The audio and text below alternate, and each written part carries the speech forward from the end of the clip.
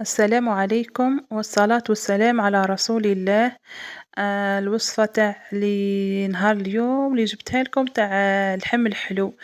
اللحم الحلو البنات ماهوش طاجين الحلو، هو وصفة تربينا عليها عندهم الأمهات تاعنا من جداتنا.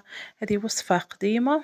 واش تتكون فيها البصلة، لازم ما تكونش بصلة مرابية، الزبدة ولا يديروا سمن القديم، سمن أصلي صح الحر، اللحم، العواد تاع القرفة ما تكونش مرحية، والزعفران لازم يكون زعفران تاع الخيط. أنا ما عنديش درت هذا البودرة مع إنه ماهوش نورمالمون يقولوا مش أصلي، هذاك شوي غالي. ونمرقها وما نديروش الفلفل الكحل، نمرقها بالماء دافي. وهذه هي الوصفة البنات، هي وصفة أصلية لحم الحلو.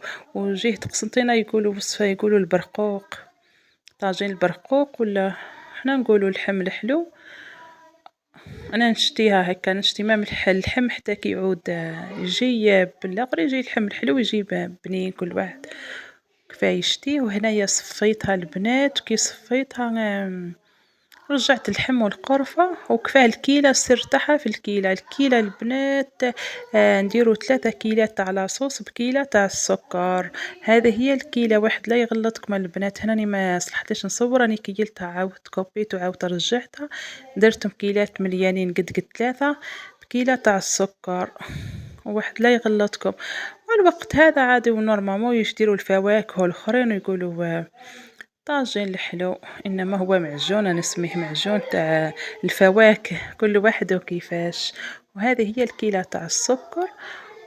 وما ماني رجعت اللحم رجعته وحطيته مع رحت عليه السكر، ما يكرز لا والو، يطيب نورمال مع السكر ويعقد يجي بنين. هذاك هو البنة فيه.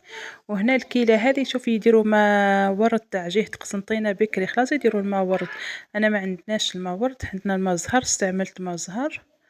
مع اني راني نقول لكم في الاسرار تاع الوصفه. وهنايا كي يعقد شويه نعاود، هنايا نجيب فنجان ثاني، هذا سير تاع العسل، ونحط عليه لاغ البرقوق، وكي نقولوا حنا عين بقره ومشيمشه تاعي مشيمشه تاعنا. وثانيت كي يديروا اللوز، لوز منقي، يحمروه في شويه زبده ويديروه. انا ما نشتيش اللوز بحال الصفرة. وكل واحد هي وصفة هكا، بصح حنايا لا، كل واحد ومقدورو. ما نشتيش المكسرات انا كي تكون هكا. وهذه هي الوصفة، ونخليوه يعقد مليح خلاص. وكي نحب نطفي عليه يختار خلاص، نزيد له الكمية هذيك تاع ما زهر. وهذه هي الوصفة.